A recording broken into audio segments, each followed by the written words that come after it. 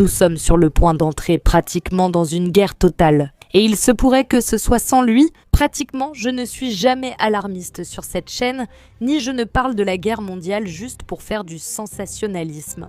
Mais ce que les États-Unis sont sur le point de faire avec leur politique impérialiste, ce qu'ils ont fait au Venezuela, ce qu'ils essaient de faire en Iran, pourrait très probablement aboutir effectivement à un conflit, au sens total du terme. Il existe des théories très claires et des possibilités évidentes que Donald Trump parie en ce moment sur cette façon de rester au pouvoir.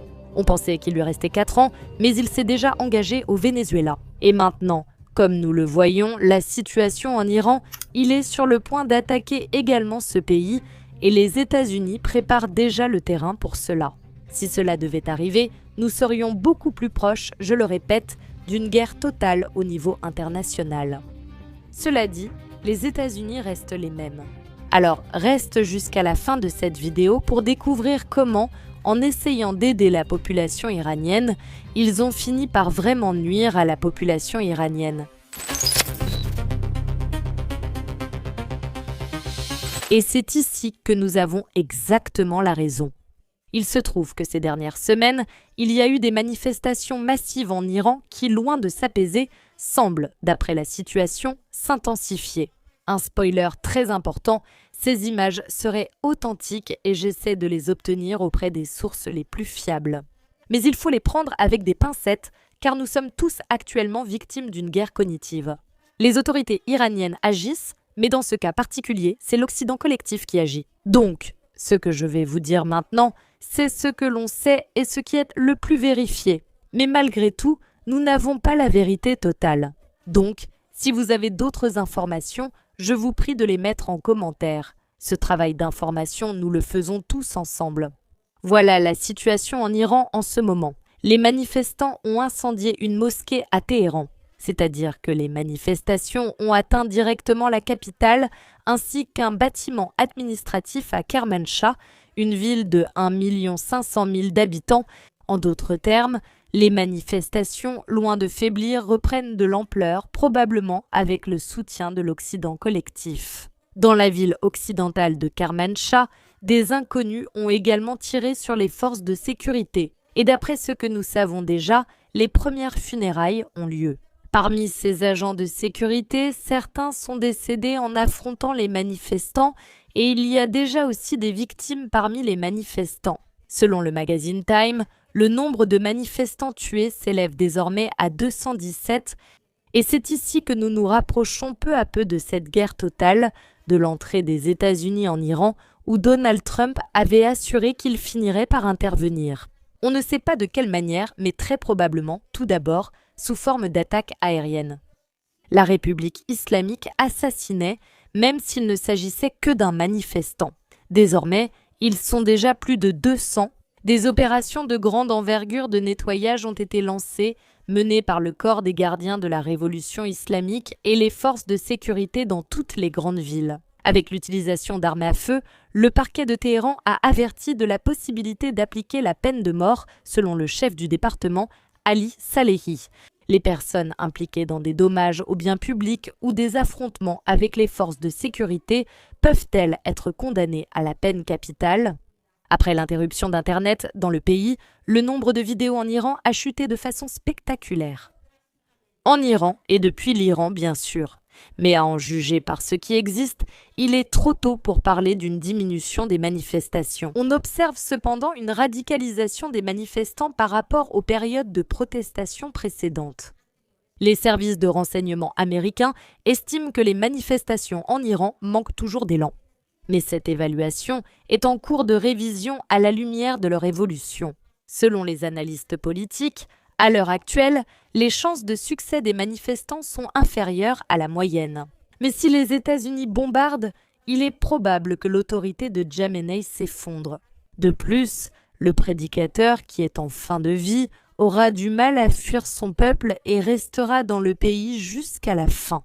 Un fait curieux sur Polymarket, la bourse de Paris. La probabilité de renverser le leader spirituel de l'Iran cette année est actuellement estimée à 59%. C'est-à-dire que la situation en Iran en ce moment est assez critique, mais pas totalement critique ni absolument catastrophique. Mais en réalité, cela pourrait en fait constituer le plan de Donald Trump. Au moment de s'accrocher au fauteuil, c'est-à-dire de rester au pouvoir, de rester à Washington et donc à la Maison-Blanche, des mosquées sont déjà en train d'être incendiées. Il y a des gens qui crient qu'ils ne veulent rien avoir à faire avec la religion dans les rues de Téhéran. Nous ne savons pas si ce sont des images réelles, car en Iran, il y a beaucoup de respect pour la religion. Mais je peux aussi comprendre qu'il puisse y avoir des manifestants mécontents ou carrément payés par l'Occident. Nous ne pouvons écarter aucune hypothèse ici, mais nous ne pouvons pas non plus exclure le fait que certaines de ces images pourraient avoir été générées par l'intelligence artificielle. Quel temps vivons-nous ? Parce qu'en plus d'analyser, nous devons essayer de tirer des conclusions à partir d'images dont nous ne savons pas si elles sont vraies ou non. C'est-à-dire, nous ne devons pas seulement analyser les faits, mais aussi ce qui nous parvient de différentes sources. Et voici l'un des points que je trouve particulièrement curieux. Il s'avère qu'en essayant d'aider les manifestants, parce qu'en effet, le régime de l'État iranien a coupé Internet. Et d'après ce que nous savons maintenant, cette connexion ne sera pas rétablie avant quelques jours. Mais les États-Unis, et en particulier Elon Musk, ont été très malins, rapporte Sky News.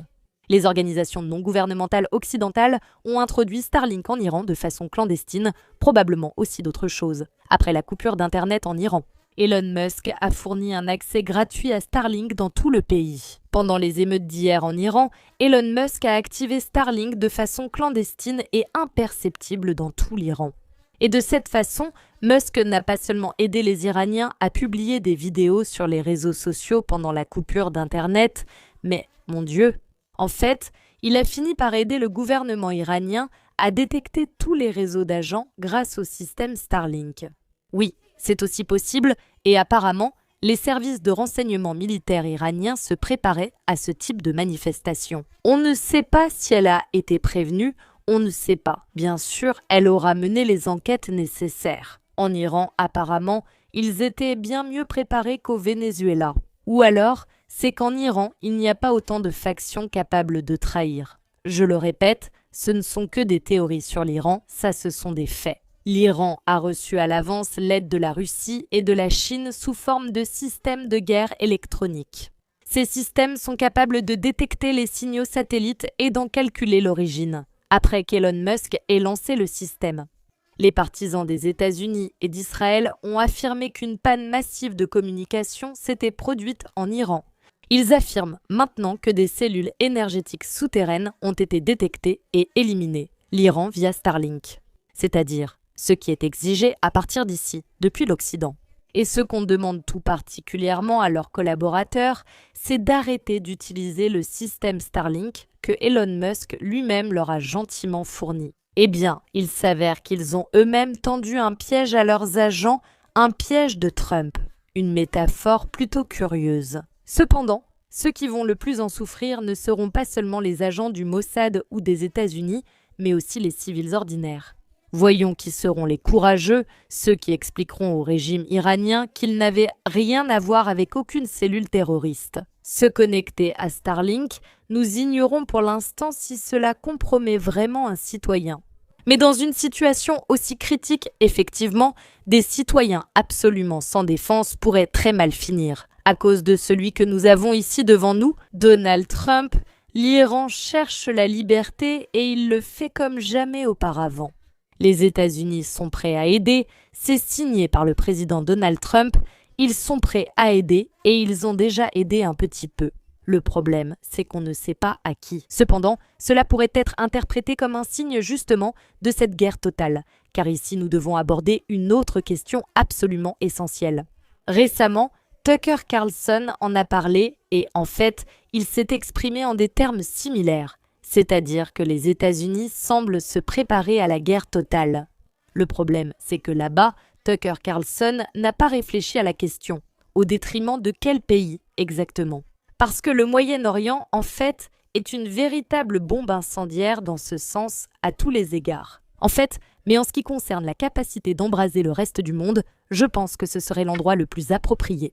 Et par là, Donald Trump, effectivement, pourrait avoir carte blanche pour rester au pouvoir. Alors, le nouveau budget militaire qu'il cherche maintenant à faire adopter est-il l'une des clés pour comprendre la situation en Iran, c'est-à-dire là où nous voyons maintenant ces protestations absolument massives, là où nous voyons la population iranienne agir. On ne peut pas dire jusqu'à quel point la population iranienne est mécontente, c'est-à-dire des Iraniens ordinaires, mécontents de la situation qui existe effectivement en grand nombre en Iran. Nous ne pouvons pas nous mentir à nous-mêmes. Mais d'un autre côté, nous avons aussi une multitude d'agents qui agissent directement sur ordre des Occidentaux. Et derrière tout cela, ce que nous avons, c'est la préparation à la guerre de la part des États-Unis. Donald Trump a récemment exprimé son souhait de doubler le budget militaire et de le faire passer de 900 milliards à 1,5 billion. Cela bien sûr pourrait simplement être le résultat de processus complexes dans sa tête. Mais si nous partons du principe qu'il était sérieux, s'il va pousser cette idée au Congrès en ce moment, alors il pourrait très probablement avoir une certaine chance de succès.